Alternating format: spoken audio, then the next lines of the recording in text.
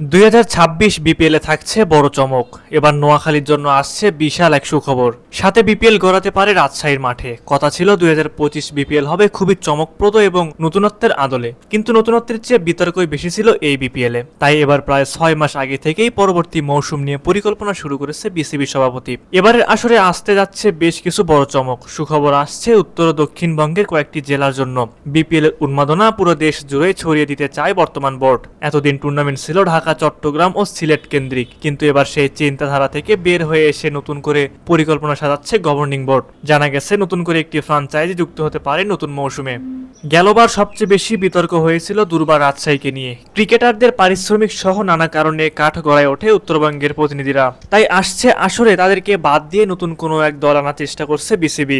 সেখানে সবচেয়ে আলোচিত জেলা হিসেবে উঠে এসেছে নোয়াখালীর নাম। বিভিন্ন সূত্রে জানা গেছে আগামী বাংলাদেশ প্রিমিয়ার লিগ নোয়াখালী অঞ্চলকে প্রতিনিধিত্ব করতে চায় একটি গ্রুপ অফ ইন্ডাস্ট্রিজ। বিসিবির কাছে নিজেদের আগ্রহ প্রকাশ করেছে তারা। বিষয়টি এখন উচ্চ স্তরে প্রক্রিয়াধীন রয়েছে। এদিকে দুর্বার রাজশাহী বাদ পড়লেও প্রথমবারের মতো উত্তরবঙ্গে হতে পারে বিপিএল আসর। টুর্নামেন্টের 12তম আসরকে সামনে রেখে প্রস্তুত করা হচ্ছে রাজশাহীর একটি ক্রিকেট স্টেডিয়াম। সেখানে সম্ভাব্য তালিকায় রয়েছে বগুড়ার শহীদ চান্দু স্টেডিয়ামের নাম। ধারণা করা হচ্ছে রাজশাহী ও চিটাগং কিংস আর্থিক সমস্যার কারণে বাদ পড়তে পারে এবং তাদের পরিবর্তে নোয়াখালী দলটি আসতে পারে। এই পরিবর্তনের ফলে বিপিএল এর দল এবং ভেন্যুতে নতুনত্ব দেখা যাবে। অপরদিকে বেশ উজ্জীবিত রাজশাহীর ক্রিকেট পাড়া। রাজশাহীতে ফিরছে বিপিএল এর ম্যাচ। নোয়াখালীর একটি বড় কোম্পানি বিপিএল এ দল নিতে আগ্রহ প্রকাশ করেছে।